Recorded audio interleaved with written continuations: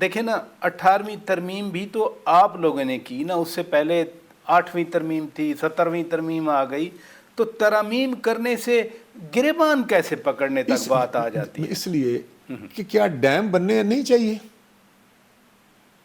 ٹھیک ہے، کالا باغ ڈیم کو کنٹروورشل کیوں بنایا گیا؟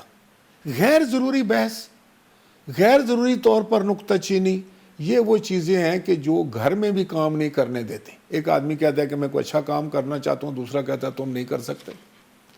اسی طرح میں یہ کہتا ہوں کہ اگر 18ویں ترمیم میں کسی ترمیم کی ضرورت بھی ہے تو اس کے لیے 2/3 اکثریت چاہیے ہاؤس میں. تو جب وقت آئے گا قوم کے سامنے رکھیں، ہاؤس کے سامنے رکھیں کہ یہ چیز ہے، یہ ترمیم ہو سکتی ہے.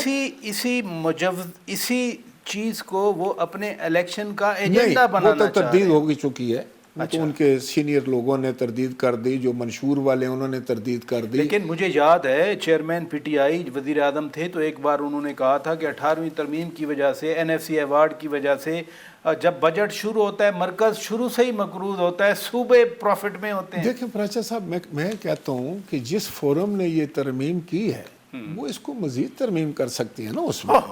تو جو چیز ٹھیک ہے، جو چیز ضروری ہے، جو ملک کے لیے ضروری ہے، یہ کسی کی ذاتی ترمیم تھوڑی ہے. کیا یہ میری ترمیم ہے پیپلز پارٹی کی، یا مسلم لیگ کے لیے ترمیم ہے، یا کسی ANP کے لیے، یا JUI کے لیے، جماعت اسلامی کے؟ ایسا تو نہیں ہے. ترمیم ہے ملک کے لیے. اگر لوگ سمجھتے ہیں، اگر میجورٹی سمجھتی ہے، اگر ہاؤس سمجھتا ہے، اسمبلی سمجھتی ہے، پارلیمان سمجھتی ہے کہ نہیں جناب یہ ترمیم ہونی چاہیے، اس وقت جو معروضی حالات ہیں اس میں ہمیں ایسا کرنا چاہیے، تو بسم اللہ کریں. لیکن پہلے بحث چھیڑ کر تو آپ یہ چاہتے ہیں کہ اگر کوئی صحیح ترمیم بھی ہونے چاہیے تھی اس کا راستہ بھی روکا جائے.